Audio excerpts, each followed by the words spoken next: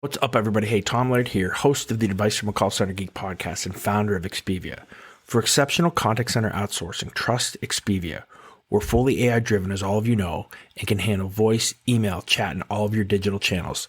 Our 600-seat USA contact center is expert in healthcare, financial services, insurance, tech support, retail, and more. Experts on the NICE CX1 platform, we ensure seamless customer experiences.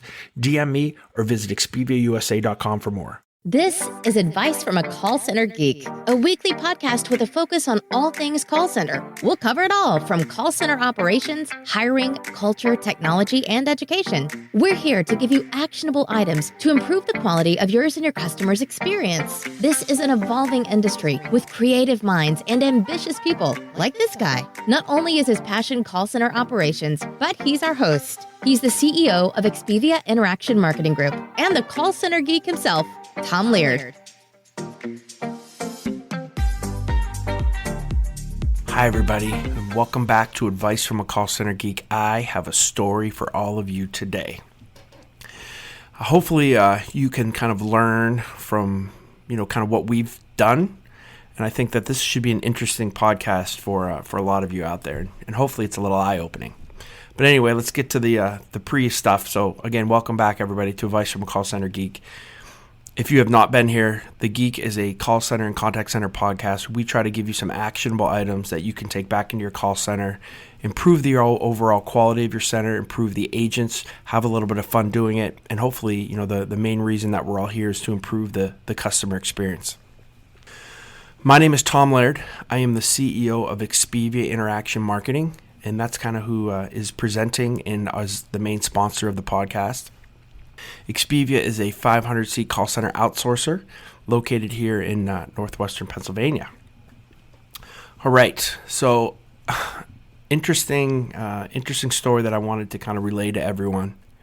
And I initially had I wanted to do another technology podcast, which I'll probably save for next week, which should be pretty cool. And it basically will stem from all the things that I learned. I was on site at NICE inContact about 2 weeks ago, and really went through the roadmap of where they see everything kind of moving to.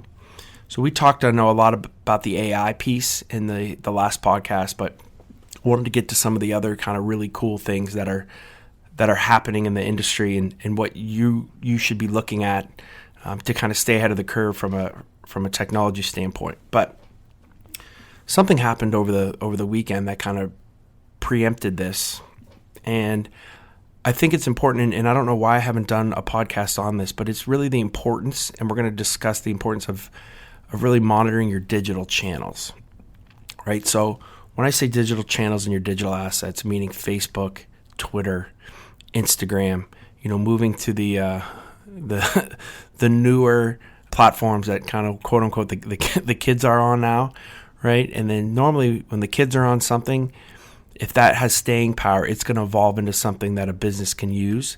And those of you guys that are forward thinking, like I'm always trying to think of, what's the next kind of social platform that's coming out. And we're really like right now, we're racking our brain to try to do some things on TikTok to try to have some fun with that.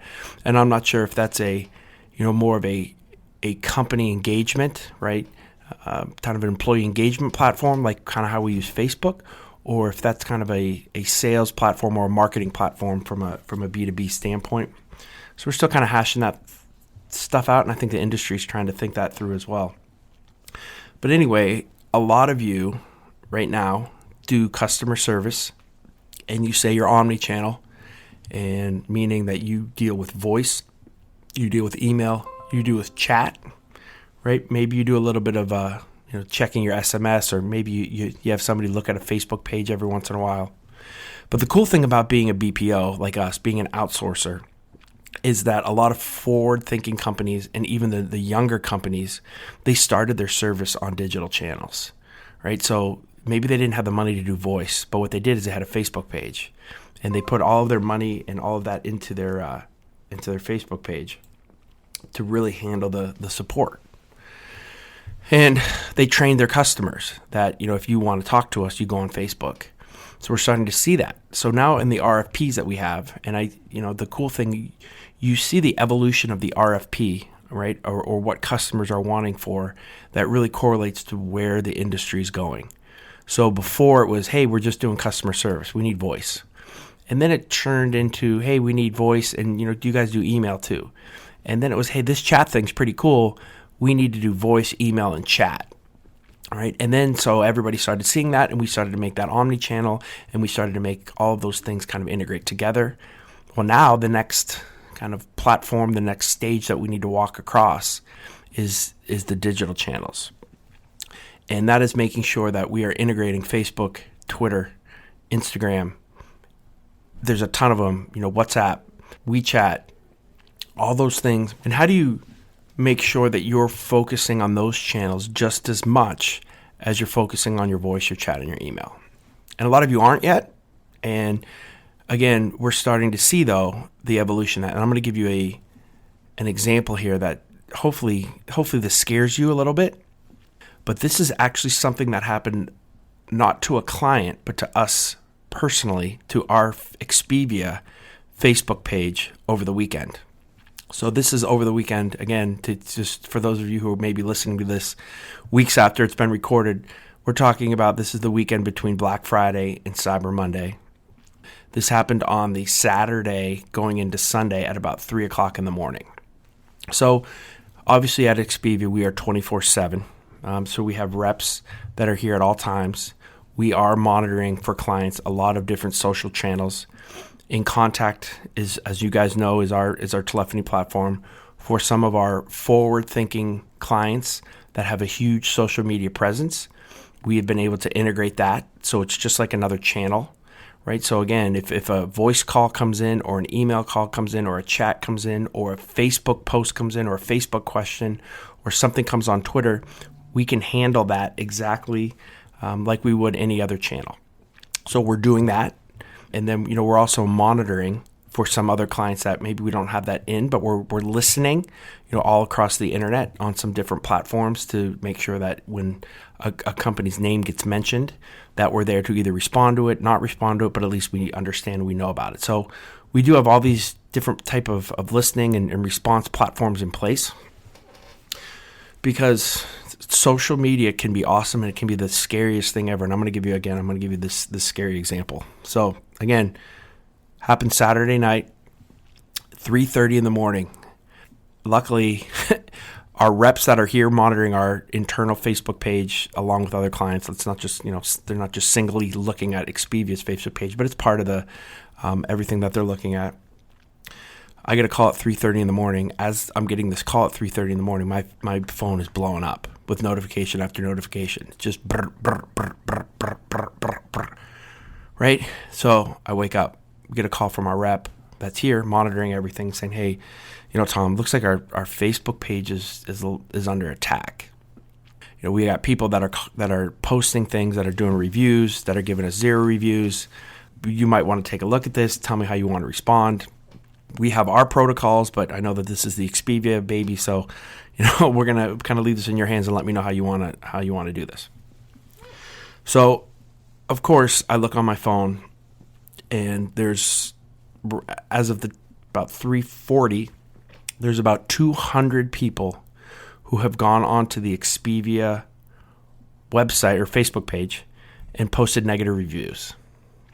And I'm like, why are all these people posting negative reviews? I try to do everything so good, try to help everybody. What's going on? Well, we had an employee, an associate, who no longer works here, actually hasn't worked here in almost a year. On her Facebook page said, works at Expivia Interaction Marketing. And what she did is she posted some stupid stuff on her timeline. I'm not even going to get in what she posted, but just stupid stuff on her timeline. And one of them was about she went into a store and she had a negative experience, and she posted about this negative experience. She did something stupid, like took a picture of the rep that was helping her. That rep took offense. This post ends up, I don't think it was totally terrible, but it was inappropriate. Something, you probably normally wouldn't do. And because on the left side of her Facebook page, it said works at Expivia Interaction Marketing, because she never changed that from a year ago, they decided to take vengeance out on her, they were going to go to her employer, meaning us, and post as much negative stuff as possible, aiming, quote unquote, just to get her fired. Right? So, in the goal of aiming to get her fired, they took our Facebook rating, which we work, I know if you guys have listened to me, we work so very hard on our social media assets, right? To keep them up, to make sure that we have positive ratings, to do a really good job with employee engagement, to have, natural, real ratings that are positive. So we went from like a 4.8 out of 5 to less than 1 because of all the people that were posting, 0 negative reviews and saying the most vile things in our review section. They then went to every single post that we had, and these posts are super nice posts, guys. So, like, if you've ever been on our Facebook page, we use our Facebook page not to market, we use it as kind of our employee engagement tool. So every motivation, like we just did a Black Friday motivation, and we had the winners posted there, and the money that we gave out, and talking about what's going to happen on Cyber Monday, and pictures of reps and their kids. Like it's super nice, right? So they went into the comment section of every single one of our posts and posted 150 to 200 of the most vile things that they could think of to quote unquote hurt her and to make us quote unquote fire her, right? And then obviously they hit Facebook Messenger up and blasted Facebook Messenger when I'm getting all these messages that are coming in, because again, this is my baby and it's coming through there. And I don't know if you can hear the tone of my voice, but at the time I was panicked, right? This sometimes happens to clients and we deal with it, but when it happens to you, it becomes very personal, and there's that drop in your gut that happens, and you try to figure out what to do next. Now, when this happens to a client, Facebook has protocols where we can dispute reviews, right? Especially ones that are just overtly, crude, rude, and attacking. And Facebook, in their defense, has been awesome to very quickly, remove that stuff. Obviously, there's tools that you can use to delete comments from your Facebook page, and there's also tools that you can use to ban people and to block people from coming on. So let me give you a couple suggestions when something like this happens. Number one, the first thing that you're going to want to do is react and maybe respond, or put a post out there like, hey guys, just want to let you know that she no longer works here. I think it's the worst thing you can do. It's the hardest thing to be able to do, right? Because you want to respond. You want to try to control the narrative again. But when it's gone this far to the side, right, or this far sideways, it's going the wrong way, there's nothing really you can do from an organizational standpoint. So what you got to do is, as quickly as you possibly can, is dispute, which is kind of our protocols, right? So Facebook, again, we disputed all of those reviews, and in Facebook's defense, they cleaned that up instantly. They saw it. They saw that it was inappropriate, and they took those off. Then we had our reps go through our Facebook page, delete all of the comments that were part of this kind of smear campaign, deleted all of those, and then we went and banned about 350 people from our Facebook page. So in about 2.5 hours, we went from having a 0 rating, every single one of our posts on our Facebook page totally, with vulgar, awful comments. If a client ever saw what was on there, they would have ran, to cleaning it back up with Facebook's help, with having a plan in place, to getting it back to exactly where it was kind of pre-smear campaign. So we're not a big organization. I mean, even 500 seats here. I mean, we're not a Fortune 500 company. We're not a large mega company. And I think, to be honest, those guys can weather those storms a little bit more because they're just so big, and everything gets lost in the wash. But a lot of you that are out there that are, have call centers, that have businesses and organizations that you have, 50 people, 100 people, 25 people, you have maybe 10 people or 15 or 30 people in your call center. You have to make sure that you're watching this at all times, because it can be devastating to the smaller guys. it's horrible when it happens, period. But as social assets and social media even becomes more mainstream, not that it's not already, right? Because everybody's on their phone, everybody's posting all the time. But when these negative, horrific events happen that are totally unfair, right? That are totally out of your control, you have to have a plan in place to be able to fix the problem. So this is a cool, almost white paper as well for clients, because this is what happens to our clients, right? We are monitoring all of their social media and we see attacks. It doesn't happen often, but it does happen. Attacks on their product, attacks on their customer support, attacks on a specific employee that works there from maybe that were in the store that gave them a horrible time. They post on Twitter, they post on Facebook. Some of that stuff goes viral. There's also other, sites that kind of pick that stuff up and retweet it, and it takes on a life of its own. Again, most of this is not your fault, but you must be monitoring it. You have to be looking at it, and you have to have a plan in place when things go totally off the rails. Now, you should be doing this anyway, right? Because a lot of the times there's really cool stuff, right? Somebody might post on your Facebook page, hey, I love this product. I just had a really good experience. Thank you guys so much. And again, if you were responding to that in a cool way, right, you just engaged with the customer and you really had somebody who went out of their way to become kind of evangelist for your brand. And I save all those reviews. Like if you even look at our Facebook page right now, we did a really cool motivation, and I posted this on LinkedIn. And we talked about on Thanksgiving, guys, what I'd like to do is have everybody kind of say thanks for something about Expivia, right? It doesn't have to be, your job but an employee, a colleague, a supervisor, somebody from HR, an IT person, somebody that's you're thankful for that you work with. And, if we can get, a certain amount of people, I think I said 50 or 75 people, I'll buy lunch for everybody. We'll have a giant buffet lunch from wherever they want next week. And those kind of things are really cool. And it's content that you can then utilize, right? Obviously, it's on your Facebook page. It's really cool. It's cool for employee engagement. But from us, from a B2B standpoint, I can then use that content as well to kind of show people, look at it, guys. I mean, there's a pretty cool culture here I don't think it's like many other call centers. So you got to be monitoring that from the good side.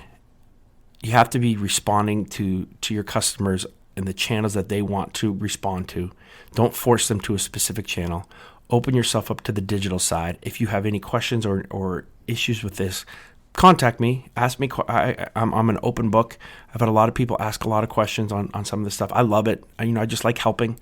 Again, I'm not looking for business, but just here to hopefully be a little bit of a voice with some experience in a lot of this stuff, because we deal with it every single day, just like I know a lot of you guys do as well. So that's my, I guess, little scary story. We got through it. Everything's good. We're all good. We're kind of used to it, right? You got to have a plan in place. It's kind of like a risk aversion, risk management, kind of insurance. That's why you're constantly kind of listening to that stuff as well. So again, speaking of Facebook, if you I would love for you guys to head over to our Advice from a Call Center Geek Facebook page. Please follow us or like us. Don't post anything mean. If you're going to do a review, please do a nice one. Also, I'm going to throw this out. I threw this out on the Geek Facebook page too, and also on LinkedIn. If anybody wants to go onto the podcast on iTunes, right? So I know a lot of you listen to this on Spotify or right from the website, but if you can go on iTunes and post a review, and then just DM me on Facebook or on LinkedIn. Probably LinkedIn's, I'm on there all the time. I'll send you a free book, More Advice from a Call Center Geek. So I have about 8 of those left. We've had about 14 new reviews, 14 or 15 new reviews. I think I found a couple extra books. We had 25 books. I think I found 27 to send out. So I got 8 more. So anybody wants to do that, help yourself. Again, we have More Advice from a Call Center Geek. That's the new book that's on Amazon. And follow us on Twitter, on LinkedIn. And again, that's just Advice from a Call Center Geek. And then follow me on LinkedIn. Just Thomas Laird.